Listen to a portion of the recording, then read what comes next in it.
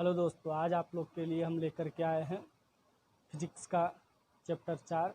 इसका आज हम लोग नोमरिकल देखने वाले हैं। तो नोमरिकल बनाना बहुत ज़रूरी होता है। आज ये हम इलेक्ट्रिसिटी करंट का हम देखने जा रहे हैं नोमरिकल। तो इसमें क्वेश्चन एक एक करके सबको हमको देखना है कि आखिर ये बनता कैसे। इसके लिए आपको कुछ फार्मूला का उपयोग करना होगा, जो कि हम पहले से आप लोग को ये बता रखे हैं। तो जो जो फार्मूला जब यूज होगा उसका हम पहले से आपको बताएंगे और एक एक करके नोमरिकल चलिए हम देखते हैं। पहला नोमरिकल आपका कहता है 1 मिली कूलाम आवेश के 25 वोल्ट विभव वाले बिंदु से 125 वोल्ट विभव वाले बिंदु तक ले जाने में कितना कार्य करना पड़ेगा। मतलब क्वेश्चन कह रहा है कि एक चालक तार है जिसका 2 बिंदु दे रखा है और ए बिंदु पर 25 वोल्ट और कहा कितना ले जाना है 125 वोल्ट तक। कितना तक ले जाना है, कहता है 25 वोल्ट विभव वाले बिंदु से 125 विभव वाले बिंदु तक ले जाने में कितना कार्य करना पड़ेगा और यहाँ से यहाँ तक ले जाने में कितना कार्य करना पड़ेगा। तो किसी चालक में कितना कार्य, तो ये ले जाने में क्या उत्पन्न होता है, विभवांतर। क्या उत्पन्न हो जाता है, विभवांतर उत्पन्न होता है। तो ये दोनों के बीच में क्या उत्पन्न हो रहा है, विभवांतर उत्पन्न हो रहा है। तो देखिए दिया क्या क्या है, आपका दे रखा है आवेश 1 माइक्रोकूलाम। तो 1 माइक्रोकूलाम होता कितना है, हम लोग 9 क्लास में पढ़े थे, मिली, माइक्रो, नैनो, पिको, फेक्टो, एटो, है ना। तो मिली होता है 10⁻³ तो 1 × 10⁻³ कूलाम है। निकालना क्या है, निकालना हमको है, क्या बोल रहा है, कितना कार्य, क्या पूछ रहा है, कार्य, कितना काम करना पड़ेगा, कार्य ये पूछ रहा है। अर्थात W चाहिए। क्या चाहिए, W चाहिए। तो इसके लिए हमको करना क्या क्या है, पहले विभवांतर अर्थात 2 बिंदुओं का अंतर। विभवांतर, विभवांतर अर्थात क्या हो जाएगा आपका, 2 बिंदुओं का अंतर। तो विभवांतर बराबर होता क्या है, कार्य और बटे में हम लोग क्या लिखते हैं, आवेश। किसको लिया जा रहा है भाई, आवेश लिया जा रहा है। तो हमको ये कार्य W चाहिए। क्या चाहिए, W चाहिए। तो विभवांतर, विभवांतर में अंतर, तो दोनों बिंदु में कितना का अंतर है, तो ये निकालना पड़ेगा। तो यहाँ हम मान लेते हैं इसको V1 मान लेंगे और इसको क्या मान लेंगे हम लोग, V2 मान लेंगे। तो यहाँ 2 बिंदु है, विभवांतर कितना है, VB माइनस VA। ये घट करके जो बचेगा वही ना विभवांतर होगा। ये दोनों में घटा करके जो बचेगा वही ना विभवांतर उत्पन्न हो रहा है। और बराबर क्या हो जाएगा आपका, W हो जाएगा। मतलब कि कार्य आपका हो जाएगा। तो W बराबर क्या है कि भाई कितना काम करना पड़ रहा था, A बिंदु से B बिंदु तक ले जाने में, किसको, Q, आवेश को, है ना। तो यहाँ पर क्या हो जाएगा, V2, मतलब कि जो बी बिंदु पर कितना दे रखा है, 125 वोल्ट और माइनस का कितना है, 25 वोल्ट है। और यहाँ पर ए और बी जो है कितना कार्य करना पड़ रहा है, मान लेते हैं ये कार्य जो करना पड़ रहा है ये x करना पड़ रहा है। क्या कार्य करना पड़ रहा है, x कार्य करना पड़ रहा है। अब q कितना दे रखा है, q हम पहले से निकाल रखे थे, कितना है q का वैल्यू रखिए 1 × 10⁻³ कूलाम, है ना, दे रखा है। अब इसको हम लोग अच्छे से हल करेंगे। पहले इसको घटा ले, ये घट करके आपका हो जाएगा 100 और इधर बचेगा आपका x और ये हो जाएगा 10⁻³ अब इसको थोड़ा और हल कर लेते हैं हम लोग, है ना। तो इसको क्या कर लेंगे, हमको x का वैल्यू चाहिए। तो x बराबर, ये भाग में है, इधर जाके क्या हो जाएगा, गुणाम हो जाएगा। तो 100 × 10⁻³ या फिर इसको हम लिख सकते हैं 100 × 10⁻³ है, बटा में करेंगे तो क्या हो जाएगा, प्लस में हो जाएगा 10⁻³ तो 100 × 10⁻³ है, मतलब कि 1 पर 3 शून्य दे रखा है। अब ये 2 शून्य से 2 शून्य कट गया, अब क्या बचा 1/10 अर्थात क्या हो जाएगा 0.1 क्या आया x, क्या हम निकाल रहे, कार्य निकाल रहे, कार्य मतलब क्या लाना होगा, जूल।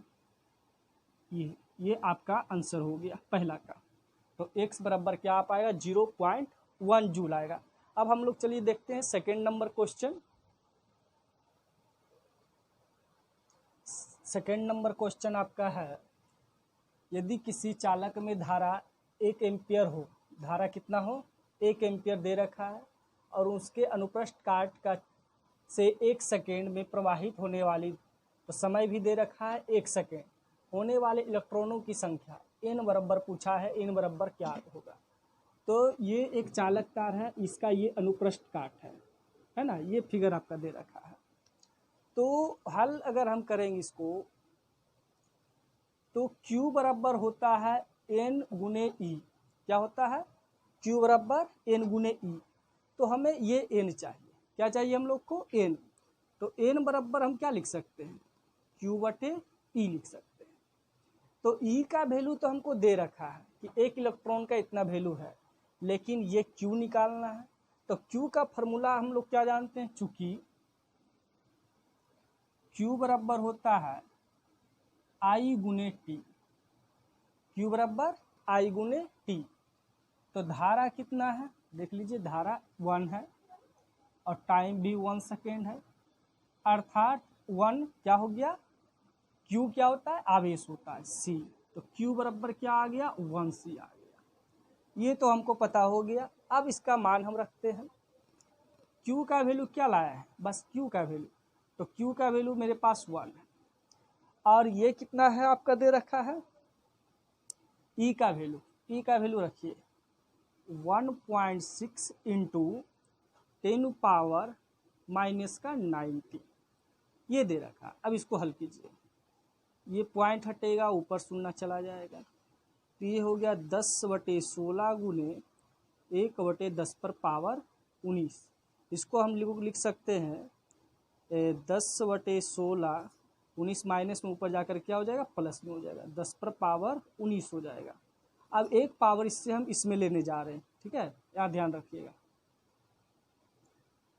यहाँ कितना, 10 पर पावर 19 है, तो 10/16 है, 10 पर पावर 19 को हम लोग लिख सकते हैं 10 गुने 10 पर पावर 18, 18 और 1 19, ये हो गया ना। तो इसको इससे गुना कर देंगे, 10 दही का 100, 100/16, और ये 10 पर पावर कितना हो गया, 18 हो गया। आप इसको अच्छे से भाग कीजिएगा, तो भाग होकर के आ जाएगा आपका 6.25 इंटू 10 पावर 18, इतना इलेक्ट्रॉन। ये यही ना निकाल रहे थे, n बराबर, ये आपका हो गया आंसर। चलिए इसे नोट कीजिए अच्छे से। थर्ड नंबर क्वेश्चन देखते हैं हम लोग। क्वेश्चन नंबर 3 में है, एक परिपथ में लगे एमीटर का पठन जो है 2.5 एम्पियर है, धारा कितना है 2.5, और परिपथ में 12 कूलाम आवेश प्रवाहित हो रहा है, Q बराबर 12 कूलाम। तो कितना समय लगेगा, टाइम पूछा है। तो हम लोग जानते हैं चूंकि Q बराबर I गुने T, टाइम पूछ रहा है, क्या पूछ रहा है, टाइम। तो T बराबर क्या हो जाएगा, Q बटे I। तो T इक्वल टू हो जाएगा, Q का वैल्यू कितना है 12, और I का वैल्यू कितना है 2.5। अगर ये पॉइंट हटेगा, ऊपर एक शून्य बढ़ जाएगा, सही है। तो T बराबर आपको इसको काट दीजिए, कितने बार में आपका कट जाएगा, ये आपका 24 बार में, 24 पचे 120 और 5 पचे 25, तो ये आ गया 24/5। तो टाइम आपका निकल करके आएगा, इसको भाग दीजिएगा तो 4.8 सेकेंड, कितना आ जाएगा 4.8 सेकेंड आ जाएगा। क्योंकि यहाँ आवेश और टाइम यहाँ पूछ रहा है, तो टाइम जब भी आता है तो सेकेंड में आता है, जब धारा और आवेश क्या दिया रहे, सी रहे, है ना। चलिए और नेक्स्ट क्वेश्चन अब हम लोग देखते हैं 4 नंबर। चलिए क्वेश्चन नंबर 4 देखते हैं। इसमें कहता है, यदि एक बल्ब से 2 मिनट समय दे रखा, दिया क्या है, दिया है समय, टाइम, टी कितना दे रखा है 2 मिनट, 2 मिनट।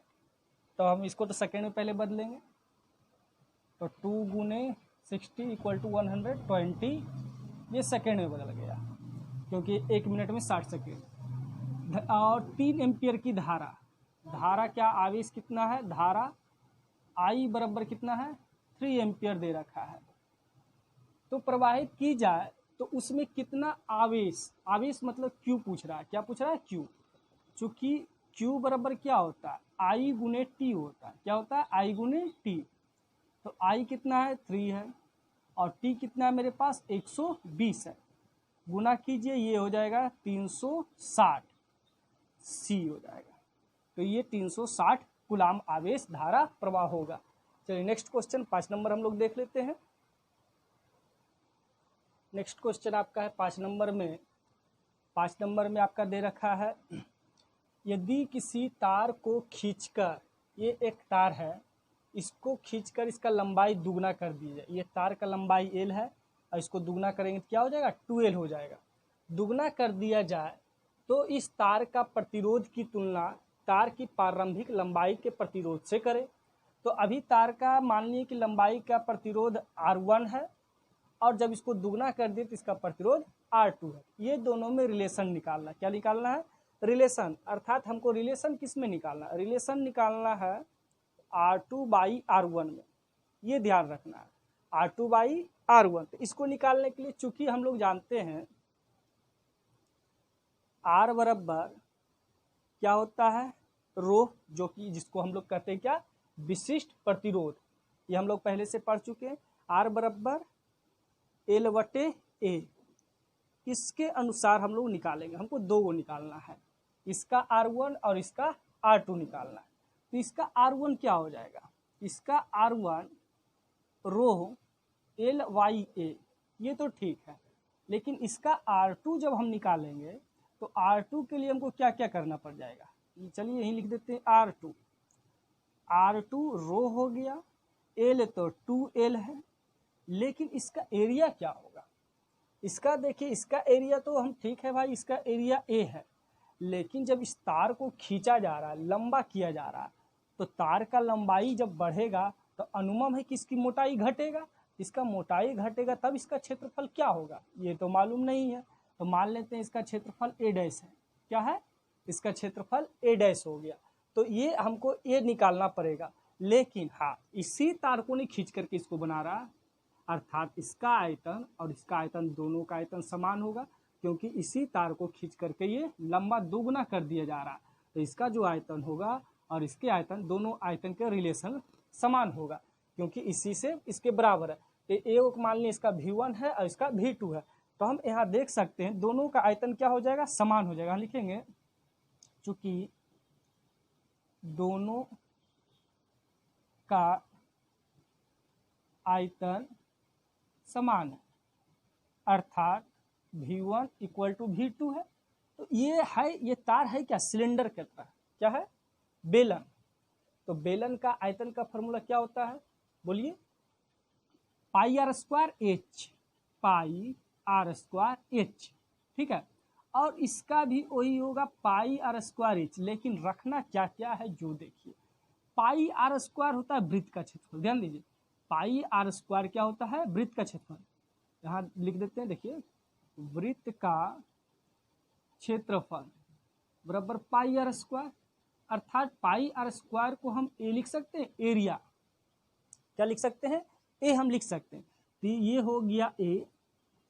और H मतलब इसका ये जो लंबाई है वही ना हाइट है, तो H को हम क्या लिख देंगे L लिख देंगे, क्या लिख देंगे L, और इसी प्रकार से यहाँ भी πr², लेकिन यहाँ वृत्त का क्षेत्रफल क्या हम लोग माने A' माने, क्या माने हैं A' माने हैं, तो A', और ऊंचाई लंबाई, लंबाई ना ऊंचाई, यहाँ पर यहाँ लंबाई इसका क्या हो जाएगा 2L, ऊंचाई बेलन का ऊंचाई अर्थात तार का लंबाई, यहाँ तार का लंबाई कितना है 2L है।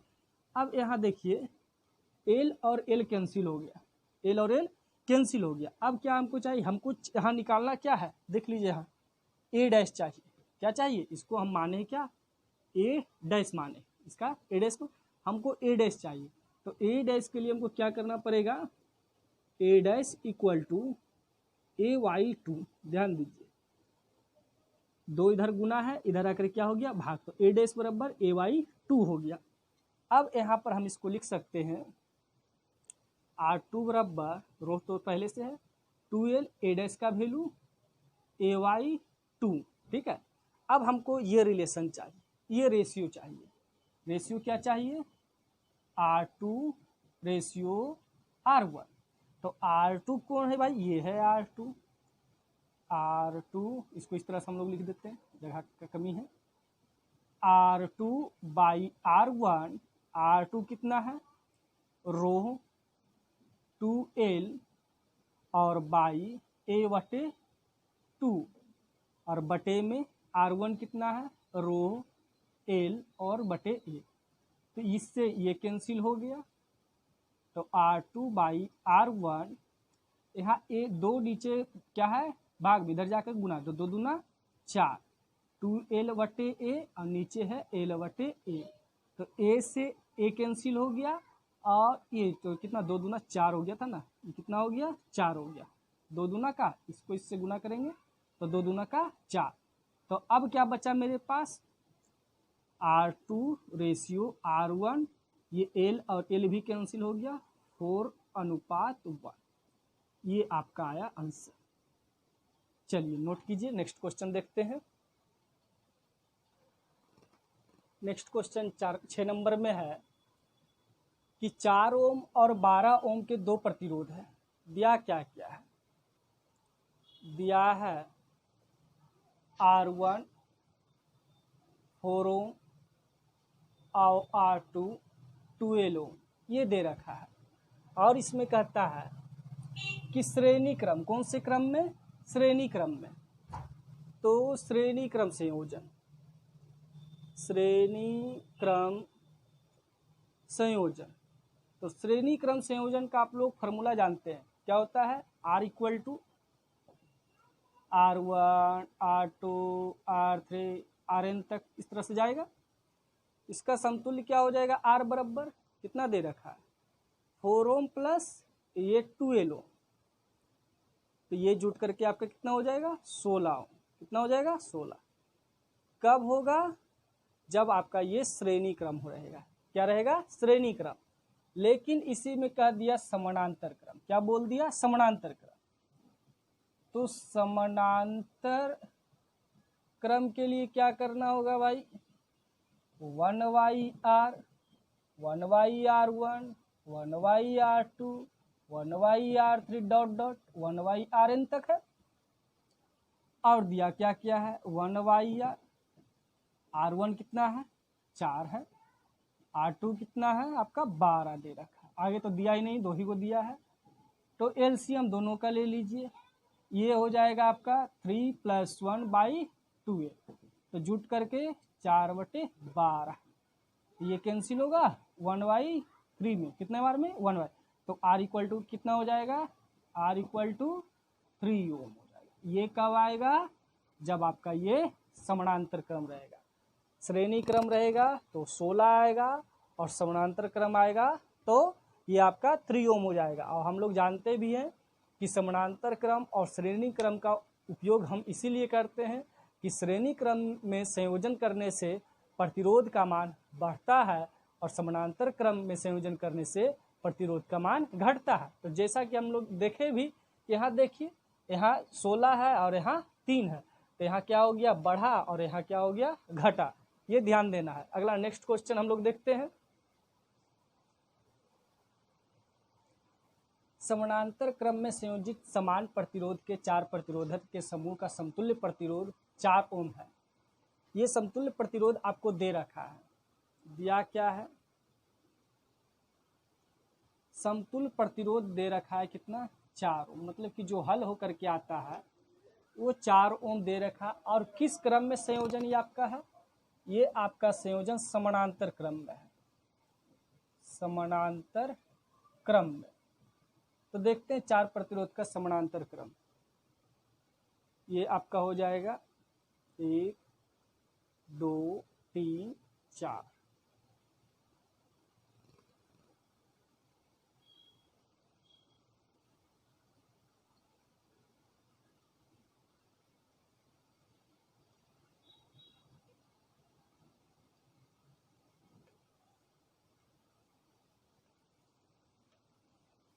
ये है, ठीक है। और इसमें लगा दीजिए, ये हो गया आपका, ये पूंजी हो गया और ये धारा प्रवाह हो रहा है। और ये क्या है, कैसा प्रतिरोध है, समान प्रतिरोध है। तो मान लीजिए समान प्रतिरोध R है, चारों क्या हो जाएगा, R बराबर हो जाएगा। चारों किसके बराबर होगा, आपका R के बराबर होगा। तो हम लोग जानते हैं समतुल्य प्रतिरोध बराबर होता क्या है। समतुल्य प्रतिरोध बराबर होता है R/N। क्या होता है, प्रतिरोध बटे N। तो समतुल्य प्रतिरोध कितना दे रखा है, 4। और R कितना है, R तो निकालना है हम लोग को कि कितना उसके बराबर N। तो कितना प्रतिरोध है, कितना है, 4 प्रतिरोध, यानी कितना है, 4। इसको अगर इधर कर देते हैं तो R बराबर क्या हो जाता है मेरे पास, 16। कितना हो जाता है मेरा, 16 ओम होगा। ये कब आप निकालिएगा, जब ये फार्मूला ज्ञात रखिएगा तब। लेकिन मान लीजिए आपको फार्मूला नहीं याद है, तो फार्मूला नहीं याद है तो एकदम जैसे सिंपल से बनाते तो ऐसे कर देंगे। कौन से क्रम में है ये, समानांतर क्रम में। तो समानांतर क्रम के लिए क्या करना पड़ता है, 1/r, R1, R2, R3 dot dot dot इस तरह से रहता है ना। तो 1/r, ये कितना है, R है, ये भी R, 4 वो दिया हुआ है, कितना दिया हुआ है, चारों का चारों कितना है, 4 है। और चारों समान इसलिए R हम लिखे हैं। एलसीएम लीजिएगा तो ऊपर हो जाएगा 4 और नीचे हो जाएगा R, हो जाएगा। और इसका वैल्यू कितना दे रखा है, इसका वैल्यू कितना दे रखा है, यहाँ कहाँ, ये कितना दे रखा है, ये तो 1/4 इक्वल टू 4/r, R इधर 4 इधर, तो R बराबर आपका 4 16। अगर नहीं फार्मूला याद है इससे बना लीजिए। अब लास्ट देखते हैं 8 नंबर क्वेश्चन। 8 में 4 फिगर दे रखा है, उसको अच्छे से बनाते हैं, पहले से नोट कीजिए। नेक्स्ट क्वेश्चन आपका है, ये फिगर दे रखा है और ये जो न्यूमेरिकल हम बना रहे हैं ये भारती भवन का बुक है, भारती भवन से बनाया जा रहा है। आप लोग भारती भवन से क्वेश्चन मिलाइएगा। ये भारती भवन का क्वेश्चन नंबर 8 में दिया हुआ है।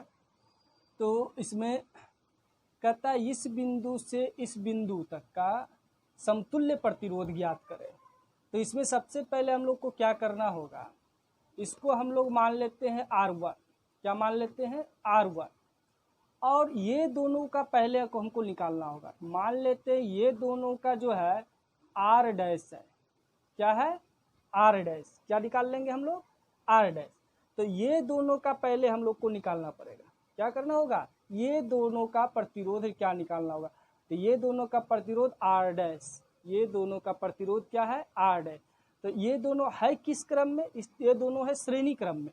देखिए इस सिरा से जुड़ करके इस सिरा में चला गया, तो पहला बिंदु का दूसरा सिरा और दूसरे का पहला सिरा, तो कौन सा क्रम बन रहा है आप लोग का, श्रेणी क्रम।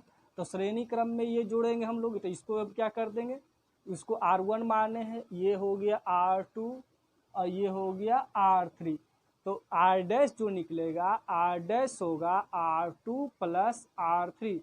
कब, जब ये आपका जुटेगा किस क्रम में, श्रेणी क्रम में, श्रेणी क्रम में। तो सबसे पहले हमको ये दोनों को निकाल करके एक करना होगा।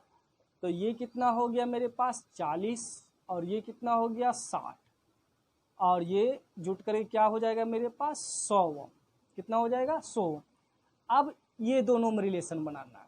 तो ये दोनों अब बन गया क्या, समानांतर क्रम में। किस क्रम में, जैसे ये अब एक हो गया ना, ये R डैश बन गया तो एक हो गया। अब ये दोनों से झो करके इस बिंदु से इस बिंदु तक जाएगा। तो अब हमको ये जो बन गया है, अब हम यहाँ लिख सकते हैं, अब R1 और R डैश, R1 और ये R डैश जो निकाले किस क्रम में हो गया मेरा, तो समानांतर क्रम में हो गया। किस क्रम में हो गया, समानांतर क्रम में। तो समानांतर क्रम का क्या होता है भाई, फार्मूला 1/r और 1/r1। तो R1 यहाँ पर क्या हम लेंगे, R1 तो R1 25 है और R डैश कितना हम लेकर के आए हैं, 100 लेकर के आए हैं। तो इसको थोड़ा हल कर लीजिए, तो हल होकर के आ जाएगा 4 + 1/100, मतलब कि ये हल हो जाएगा 1/r। तो ये कटेगा 5 बार में नहीं, तो 1/20। तो R का वैल्यू आपका हो गया 20 ओम। ठीक है, ये ध्यान रखिएगा। नेक्स्ट क्वेश्चन, अब कहता है इस बिंदु से इस बिंदु तक जाने में समतुल्य प्रतिरोध ज्ञात कीजिए। तो ये बिंदु से ये बिंदु तो जा रहा है, तो पहले इसका आप सलूशन कीजिए। ये दोनों को आप एक कर दीजिए, मान लीजिए आर डैश है, क्या है, आर डैश है। तो एक प्रतिरोध, दो प्रतिरोध, तीन प्रतिरोध लगातार आ गया, तो ये किस क्रम में आ गया, श्रेणी क्रम में। तो पहले ये दोनों को समानांतर क्रम से हल कीजिए, आर डैश निकालिए, और ये बन जाएगा आपका क्या, श्रेणी क्रम में। तो पहले हम इसको बनाना पड़ेगा। तो आर डैश पहले हम लोग रफ कर लेते हैं। आर डैश क्या है, हो जाएगा, क्या हो जाएगा, 1/8, ये भी हो जाएगा 1/8। तो आर डैश आ जाएगा 2/8, कट करके 1/4। तो मेरे पास क्या बच जाएगा, आर डैश का वैल्यू आ जाएगा कितना, मेरे पास आ जाएगा, आर डैश इस तरह से लिखना पड़ता है, 1/, कौन क्रम में है, ये मेरा श्रेणी क्रम में है। हाँ, श्रेणी क्रम, कौन सा क्रम में है ये मेरा, ये श्रेणी, ये नहीं, ये समानांतर क्रम में हो गया। ये दोनों क्या है, समानांतर क्रम में, समानांतर क्रम में। तो यहाँ पर हम क्या हो जाएगा, 1/, आर डैश बराबर 1/4। तो आर डैश का वैल्यू आ गया 4। तो अब देखिए इसका फिगर कैसा, फिगर चेंज हो गया, फिगर हो गया ये फिगर हो गया, ये बिंदु ए हो गया, और ये 4 ओम, और ये बिंदु बी हो गया, ये हो गया 4 ओम, और ये जो आर डैश निकाल रहे हैं, आर डैश कितना आ गया मेरे पास, 4 ओम आ गया। अब ये किस रूप में कन्वर्ट हो गया, श्रेणी क्रम में, किस रूप में, श्रेणी क्रम में। तो श्रेणी क्रम का क्या है फार्मूला, आर बराबर क्या हम लिख देंगे श्रेणी क्रम का, R1, R2, R3 इस तरह जाता है। तो R इक्वल टू कितना, 4, 4 और 4। तो टोटल आपका R इक्वल टू कितना आ गया, जुट करके आपका 12। ये आपका आया 12। तो आशा करते हैं ये आप लोग को एकदम अच्छे से समझ में आया होगा, और इसे आप लोग लाइक, शेयर और सब्सक्राइब करना ना भूलें। शेयर करने से आप खुद पढ़िएगा, आपके दोस्त लोग को भी फ़ायदा होगा, इसलिए शेयर करें ज़रूर। और अभी तक आप लोग इस चैनल पर नए हैं तो सब्सक्राइब करना ना भूलें। चलिए, धन्यवाद।